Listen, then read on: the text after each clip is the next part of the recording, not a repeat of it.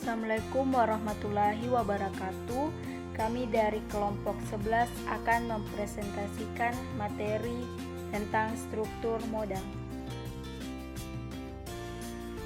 Adapun anggota kelompok kami yaitu yang pertama saya sendiri Syaukia Aulia Syam sebagai pemateri kedua dan keempat, dan yang kedua Jones Andre Tandirapa sebagai pemateri kedua dan Andi Akram Muhaimin sebagai pemateri ketiga.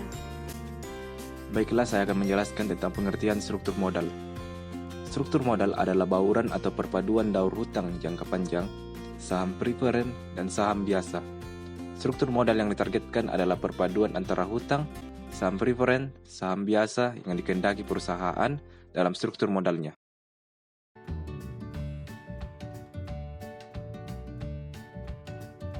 Selanjutnya, tujuan struktur modal. Tujuan manajemen struktur modal adalah memadukan sumber dana permanen yang digunakan perusahaan dengan cara yang akan memaksimumkan harga saham perusahaan. Sebaliknya, tujuan ini bisa dipandang sebagai pencarian terhadap paduan dana yang akan meminimalkan campuran biaya modal perusahaan.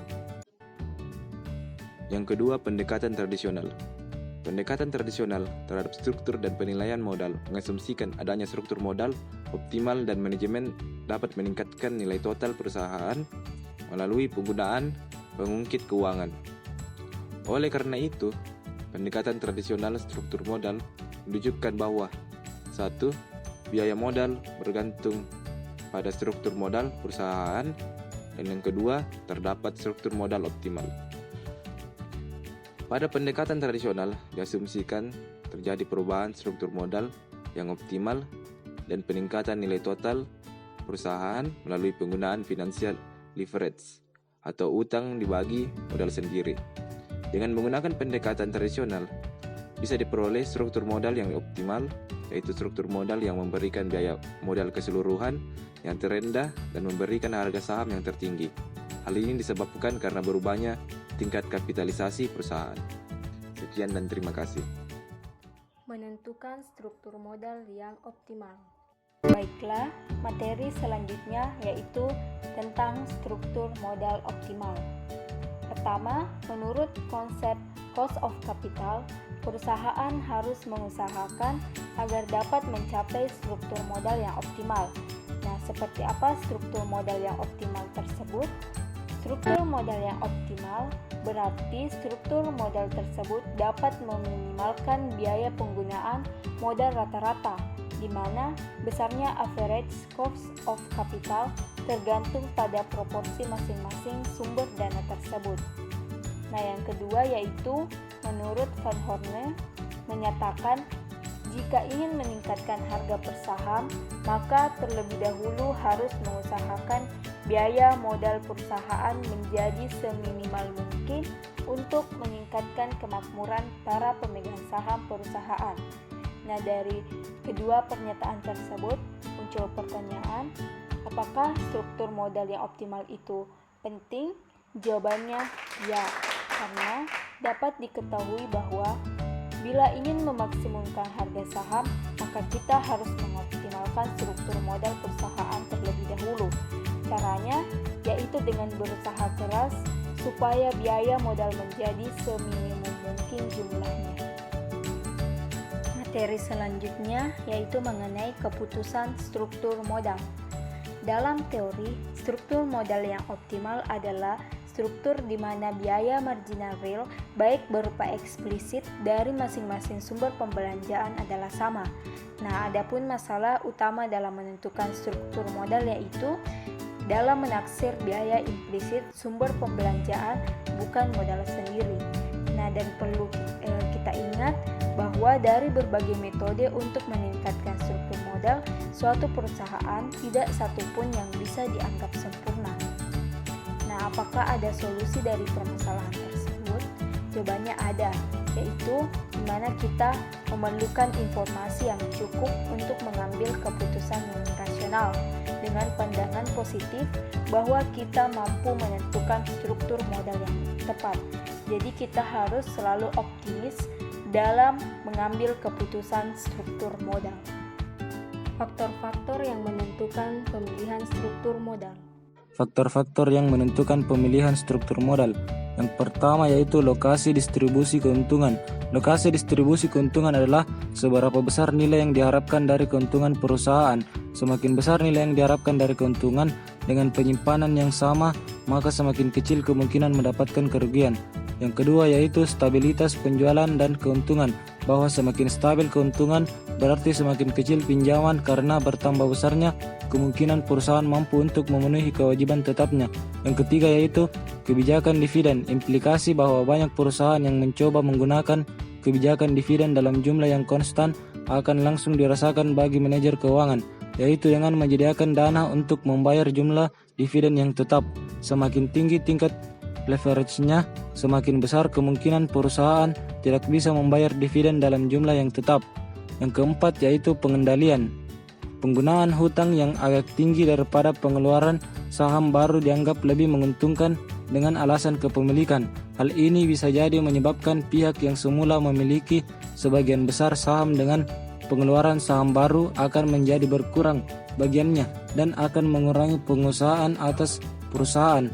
Yang kelima yaitu menurut Halim dan Sarwoko 1995 pada pasar modal sempurna, risiko kebangkrutan aktiva dapat dijual sesuai dengan nilai ekonomisnya dan dibagikan sesuai dengan klaim. Pada pasar yang kurang sempurna dan tidak diperhitungkan biaya kebangkrutan, pada saat perusahaan mengalami kebangkrutan akan menyebabkan aktiva dijual di bawah nilai ekonomisnya. Biaya administrasi menyebabkan penerimaan pemegang saham menjadi berkurang. Yang keenam yaitu stabilitas penjualan. Bagi perusahaan yang memiliki tingkat penjualan yang stabil tiap tahunnya, boleh memiliki hutang yang besar dengan risiko menanggung biaya tetap yang tinggi. Yang ketujuh yaitu struktur aktiva. Aktiva dapat digunakan sebagai jaminan peminjaman hutang dalam jumlah besar. Yang kedelapan yaitu elastisitas operasi. Elastisitas operasi rendah yang dimiliki perusahaan lebih memungkinkan untuk memanfaatkan hutang keuangan. Yang kesembilan yaitu tingkat pertumbuhan. Perusahaan yang memiliki tingkat pertumbuhan yang cepat wajib mengandalkan modal eksternal dalam bentuk obligasi daripada saham yang memiliki biaya pengembangan yang tinggi. Yang ke-10 yaitu profitabilitas. Perusahaan yang memiliki tingkat pengembalian investasi tinggi cenderung memiliki hutang dalam jumlah kecil. Tingkat pengembalian yang tinggi dapat digunakan sebagai permodalan dalam bentuk laba ditahan. Yang ke-11 yaitu pajak. Tambahan tarif pajak suatu perusahaan akan lebih baik dalam menggunakan permodalan hutang. Yang ke-12 yaitu kendali. Pengendalian terhadap penggunaan hutang dalam perusahaan perlu dipertimbangkan. Apabila menggunakan jumlah hutang yang sedikit, manajemen menghadapi risiko pengambilalihan oleh perusahaan lain, dan jika terlalu banyak, dihadapkan pada masalah kegagalan memenuhi kewajiban. Yang ke-13 yaitu sikap manajemen. Sikap manajemen yang cenderung konservatif atau sebaliknya dalam menggunakan hutang akan sedikit banyak mempengaruhi harga saham. Yang ke-14 yaitu sikap kreditur. Penentuan struktur modal yang tepat ditentukan oleh sikap manajemen dalam menyikapi kreditur. Peminjaman dana lebih dapat membuat keengganan debitur atau pemberian dengan tingkat suku bunga yang tinggi. Yang ke-15 yaitu kondisi pasar. Perubahan jangka pendek dan jangka panjang kondisi di pasar saham dan obligasi akan mempengaruhi struktur modal optimal suatu perusahaan. Dan yang terakhir yaitu kondisi internal perusahaan. Kondisi internal perusahaan akan ikut mempengaruhi target struktur modal. Bagi perusahaan baru, estimasi laba besar di masa yang akan datang belum mencerminkan harga saham. Penggunaan utang sampai laba terrealisir dan tercermin dalam harga saham, mengemisi melunasi hutang dan kembali pada target struktur modal. Contoh kasus.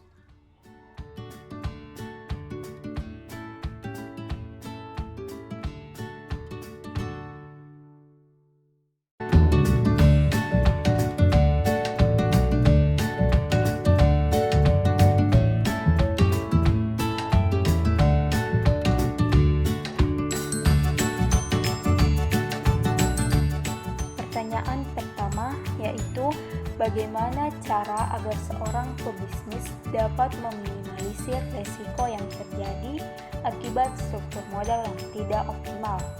Jawabannya yaitu, pertama-tama kita harus pahami dulu apa struktur modal itu. Struktur modal merupakan masalah yang penting bagi perusahaan karena baik buruknya struktur modal tersebut akan mempunyai efek langsung terhadap struktur finansial perusahaan, terutama dengan adanya utang yang sangat besar akan memberikan beban kepada perusahaan. Namun bagaimana cara mencapai tujuan keuangan kembali akibat struktur modal yang tidak optimal? Yaitu caranya, disinilah peran seorang manajer harus mempersiapkan diri guna menjaga likuiditas dan profitabilitas perusahaan dengan kepastian yang tinggi di masa depan. Dalam perencanaan aktivitasnya juga harus memperhatikan ketidakpastian di masa depan dan mungkin tidak tersedia seperti yang diharapkan. Dan juga keadaan lingkungan dunia bisnis mungkin terjadi perubahan yang tidak menggembirakan dan sebagainya. Pertanyaan kedua yaitu, apa saja yang termasuk komponen struktur modal? Jawabannya, komponen struktur modal terdiri dari dua. Yang pertama, modal asing dan modal sendiri. Modal asing adalah modal yang berasal dari luar perusahaan yang sementara bekerja di dalam perusahaan, dan untuk dilunasi perusahaan yang bersangkutan, modal pada waktunya harus dilunasi. Yang kedua yaitu modal sendiri atau ekuitas, pada dasarnya adalah modal yang berasal dari pemilik perusahaan dan yang tertanam dalam perusahaan untuk jangka waktu yang tidak terbatas. Modal sendiri dalam suatu perusahaan terdiri beberapa jenis, yaitu seperti modal dan saham. Pertanyaan ketiga yaitu, apakah struktur modal berpengaruh terhadap nilai perusahaan? Jika struktur modal berpengaruh atau tidak berpengaruh terhadap nilai perusahaan, mengapa bisa demikian? Jawabannya yaitu, perlu kita ketahui bahwa secara signifikan struktur modal itu mempengaruhi nilai perusahaan, namun pengaruhnya tersebut bersifat negatif. Bersifat negatif berarti semakin besar struktur modal akan mempengaruhi nilai perusahaan. Hal ini bisa terjadi karena semakin besarnya struktur modal akan semakin banyak menanggung beban bunga. Namun, berdasarkan hal ini bertentangan dengan temuan Modigliani and Miller pada tahun 1963 yang mengungkapkan bahwa dengan adanya pajak, semakin besar jumlah hutang akan semakin meningkatkan nilai perusahaan. Kemudian, temuan ini didukung oleh hasil penelitian Masud tahun 2008 dan Kesuma pada tahun 2010 yang menemukan pengaruh yang signifikan antara struktur modal dan nilai perusahaan.